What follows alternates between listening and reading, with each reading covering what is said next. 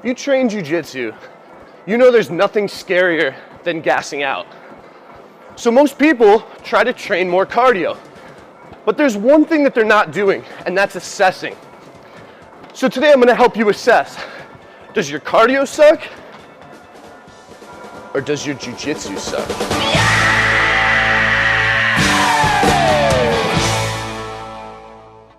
So if we've decided to do anything off the mats to improve our performance on the mats, the first thing that we want to make sure of is that we're limiting fatigue. If we induce too much fatigue doing this additional activity, it's going to compete with our time on the mats instead of complementing it. So let's first talk about running. When I started the video, I was on a treadmill.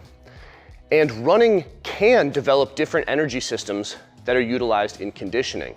But if you've ever taken time off running and then gone and run 5 miles, you'll notice that it induces a ton of fatigue and even a good amount of muscle soreness. That's why I'm not gonna recommend running if we're looking to improve our cardio. So instead of running, we have other pieces of equipment that can effectively let us tax our heart and lungs and develop these energy systems without all the peripheral fatigue that you experience while running. One such example is our ski erg. This is actually a great variation if you have any sort of lower body injury, as it's not all that intensive for the joints of the lower body. It's much more intense on the upper body. The other example, and perhaps the best one for jiu-jitsu, is the rowing ergometer. The reason that it's so good is that not only does it tax the heart and lungs very efficiently, but we do that by pushing with the legs and pulling with the arms, two motions that are super specific to jiu-jitsu. That's why I'm gonna focus primarily on this piece of equipment today. The third option I wanna talk about is the assault bike. This is another good option that uses both the lower and upper body and very effectively targets the heart and lungs. For the reasons I mentioned previously, we are going to focus on the rower. We're gonna use the rower to assess whether we are particularly deficient in our aerobic base or glycolytic capacity. The 1,000 meter row is a great way to assess a little bit of both of those energy systems. So what we're gonna do is row 1,000 meters as fast as we can. If you are a male and that time is over 4 minutes, you're a little bit deficient in one of these two energy systems. And it would be worthwhile training even a 1,000 meter regularly at the end of your workouts. If you're a female, anything over 5 minutes probably indicates the same. Now there's one small caveat. All of these different pieces of equipment that I showed are influenced by body weight. So if you are particularly light, if you're at the lighter end of those weight classes, you may actually have proficient cardio, but it's harder for you to perform the mechanical work.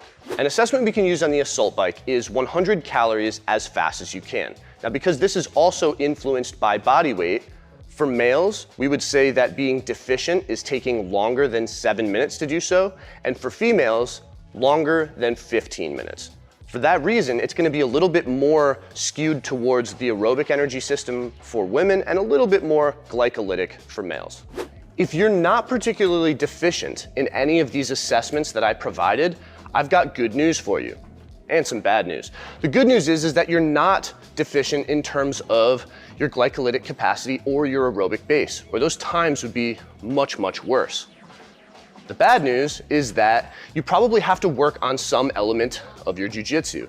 We like to call this element fight economy, our ability to maximize our output given a minimal input. Contrary to what many people think, there are other variables that apply to our conditioning or our subjective experience of conditioning, like local muscular endurance and grip strength. If we have poor grip strength or poor grip endurance, we may find ourselves working much harder to do things like retain guard because we're not able to maintain those dominant grips that allow us to maximize our output. Lucky for you guys, we have programs at Electrum Performance to address all of these different details. And we have a lot of different ways to assess if it's some other element of your strength and conditioning that's holding you back and making you have such a bad time on the mats. So feel free to follow the links down below to check out either Team EP, our monthly programming service, or Grappler's Code, which allows you to assess the exact variable that's holding you back.